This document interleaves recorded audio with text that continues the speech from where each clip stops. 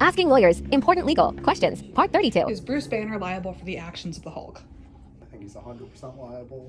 Yeah, but I think if you think about this as being similar to someone with a dangerous medical condition, and that person is expected to take reasonable steps not to put themselves in a position to injure or harm others or property while they, could potentially have an episode, I think he did that. Technically, any property damage or anything that the Hulk did that would create liability, the Avengers would be vicariously liable. Well, I think before he went to the Avengers, he didn't do enough.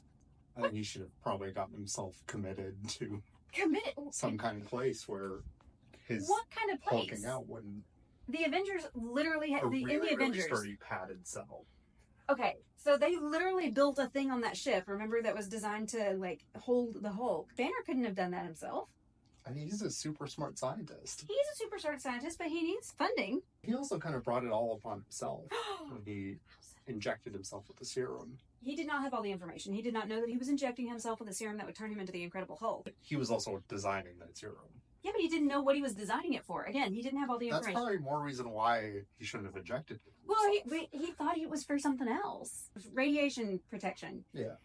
So his plan was to inject it with himself and then stand in front of a bunch of radiation. He's kind of bringing around the consequences of what happened to him by injecting a mystery serum into himself. Listen, all of this comes back to the federal government because they had him working on some super secret serum that he probably shouldn't have been working on to begin with, and they didn't give him all of the information, so it's really just the government's fault. Yeah, well, I think the government might be immune from the actions of one of its researchers doing something to themselves with a serum that the researcher helped design. But they lied!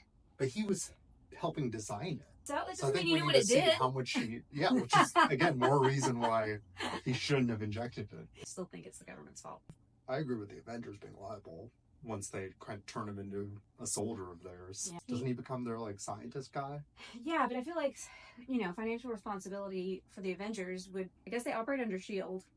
That's who would have the money, unless you wanted to sue Tony Stark, because he doesn't have immunity and has money. He should be added in there anyways, just... Right, yeah. So really, Tony Stark is liable for the Hulk's actions. Yeah. Yeah.